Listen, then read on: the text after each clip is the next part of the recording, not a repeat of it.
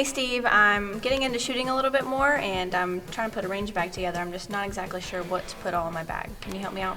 Absolutely. You know, when we go to a range, often we think of going maybe to an indoor range, but that's not always the case. Often we're headed out to an outdoor range, which is pretty far away from any type of store, supplies, etc. And so we don't want to get all the way out to that range and realize that we forgot one of the major components that we need to have a fun day. So basically what we've done is we've put together a bag. This is not my bag, but I went around the shop, picked up all the different things that I could think of, stuck them in a bag so that we can go over it with Hannah so that she can be better prepared and you can be better prepared as well. If we've missed anything, don't hesitate to post down below. That'll help Hannah and certainly help a lot of the other new viewers and new shooters that are watching today. So Hannah, let's start off with, if you were going to go shooting, what do you think you should probably have in your range bag? Well, right now, I believe I need my gun, I need my ammunition, my eye protection, and my ears. Other than that, I don't really know what to grab. Excellent. All right, so you mentioned the hearing protection. So I like to use actual earmuffs. They protect us a little bit better.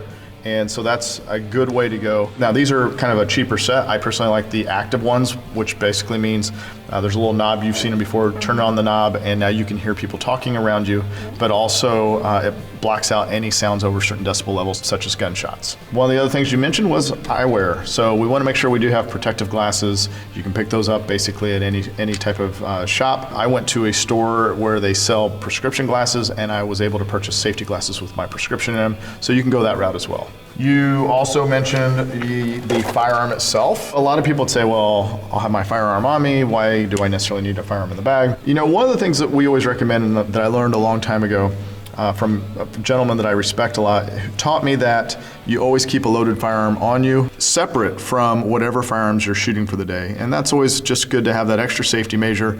You don't know who's there, you don't know the personalities that are there or what they might be going through. So you want to make sure you do have something to defend yourself with still at all times. And so in addition to whatever I'm shooting, I keep my sidearm on my side. So typically my shooters will be in my bag.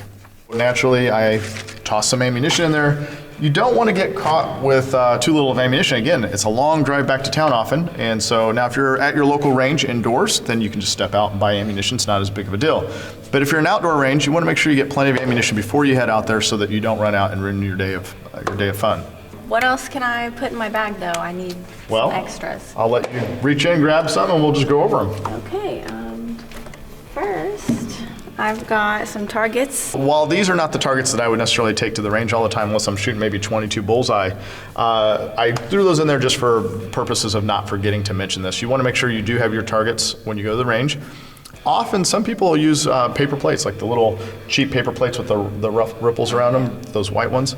Those are cheap, it's an inexpensive way to have some targets, and so you can put those up and shoot at those, or you can go to the store, one of the gun shops, etc., and buy actual targets and shoot at those, be it silhouettes, bullseyes, etc. What else we got in here? I see some tape. What the heck do I need tape for? All right, so tape is great. So if you notice, sometimes when you get your holes in your targets, you can use tape to patch them. And also your targets that are not adhesive, you can use your tape to tape them to your backers. So that comes in very handy for lots of different purposes. It's always good to have tape. You'll find lots of uses for it out at the range. Okay, what is this? I don't know what this is. All right, this is not necessarily a necessity, but it is nice to have. This is a shot timer. For those of you that don't know what it is, it allows you to basically train and under a timer so that you can get a little bit quicker and speed up your drills. One of the reasons I like this is it helps me to actually train versus just going out and shooting. So we're actually doing something to get better and to better ourselves. You do want to use this probably with someone else there as well, if at all possible. And I recommend that anytime you're going shooting anyway, just in case there is an accident. I see some food and drinks in here. I kind of thought that'd be the one she'd reach for first. All right, so again, not as important if you're at an indoor range that has a lot of stuff there for you to have access to. But especially when you're outdoor for the day, just as you would if you were doing any type of outdoor activity, sometimes we get sidetracked, we forget how long we're out in the sun, we get dehydrated, and so it's good to have something that we get some protein in our body and also hydrate ourselves as well. Not exactly sure what this is either. You'll have to explain this one to me. All right, so you're being serious, you don't know what that is? I seriously don't. Okay. All right, guys, this is a staple gun. Staple guns are important because they allow you to basically staple targets up to your backer. And then also, if you're using, for instance, the paper plate idea, you can staple the paper plates to the backer and then the backer to the wood. So very, very handy to have. You'll be shocked at how often you need a stapler when you're out in the field. So make sure you take a stapler and lots of extra staples. Let's see what's in this bag. Okay. First aid kit, some people refer to as an IFAC, but basically what we want to make sure that we always take to the range is some form of first aid with us. I always say make sure you have something that maybe is a blood clotting agent, and then the other thing that you want to make sure that you have is going to be a tourniquet in there as well. So God forbid you do, if someone does take a bullet to any major artery, you want to be able to hopefully, be prepared, seal it off, and at least stabilize them until an ambulance can get there, until you can get them to a hospital. So make sure you do grab first aid, Band-Aids, stuff like that. Not as important, but it doesn't hurt to have them. Okay, I've got some ears, extra ears. Can you tell me why I need extra ones? Absolutely. So a couple of reasons, actually. One is you never know when there's going to be someone next to you that forgot theirs, or you can be a nice neighbor to someone else. Maybe someone decides to join you that you didn't anticipate. Also, if there happens to be someone shooting down range from you and they are shooting some sort of a high-powered rifle, maybe they've got one of those muzzle brakes that shoots the sound sideways, and so that blast can be really, really loud. And so in that case, I like to double up, and I'll put the sponge foam ones in my ears, and then I'll put the earmuffs over the top, and that helps me really protect my ears. So those are always good to have. Got this handy flashlight. What do I need this for? All right, so admittedly, I don't use a flashlight a lot when I'm out at the range, but it doesn't hurt, especially if you're getting to dusk hours. I like a utility flashlight, not necessarily a tactical flashlight, just some sort of a utility flashlight, so that if we drop something, we can kind of scan the grass or the ground for any parts that we might have lost. Also, maybe any type of live ammunition, we don't want to leave that laying around as well. Okay, I've got a rag in here. What do I need this for? Basically, just anything that you might come up with that you need a dirty rag for. So it could be anything from wiping your gun down after you had to put some extra oil on it, or cleaning it up a little bit. It could also be something to the effect of maybe you have to touch something that's hot and you don't have gloves with you, so gloves isn't a bad thing to have as well. But if you don't, that rag will serve to do a lot of different things for you. Okay, so explain this to me. Not exactly planned. That was by accident. We'll get rid of that.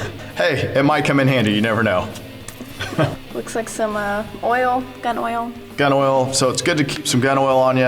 If your gun is starting to jam on you, one of the first things that we want to look at is make sure that it is properly lubed. Not necessarily overly lubed, but we want to make sure at least have enough lube that it can perform and function properly. Giggity.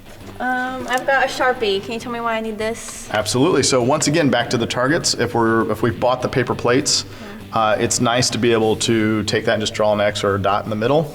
Also, it's nice to be able to, as you're shooting, you can mark off the holes that you've hit so that you know which ones, that way when you go and put more holes in it, you know which ones are new.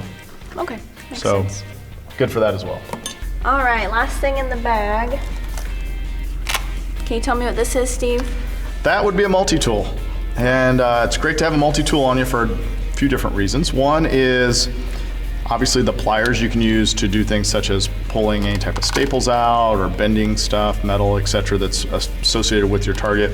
There's also lots of little tools on here that would allow you, for instance, if you had a jam or a casing that was stuck inside the chamber, allow you to help pick that out if your extractor's not working properly. So lots of different reasons that it doesn't hurt to keep a multi-tool in for just for whatever pops up. Okay, Steve, thank you for all the advice. I think I have a good idea on what I need in my bag, so I think I'm pretty prepared, and I hope it helped all of you guys as well know what to put in your range bag now. Absolutely. And if we've missed anything, don't hesitate to post down below. I know it would help Hannah, and it would certainly help our new shooters out there. So we kind of threw this together quickly, and it's not a full list necessarily, so be sure and add to it. Let us know what we've forgotten. As always, we ask you to please like, share, favorite, and subscribe. Take care, guys. Thanks.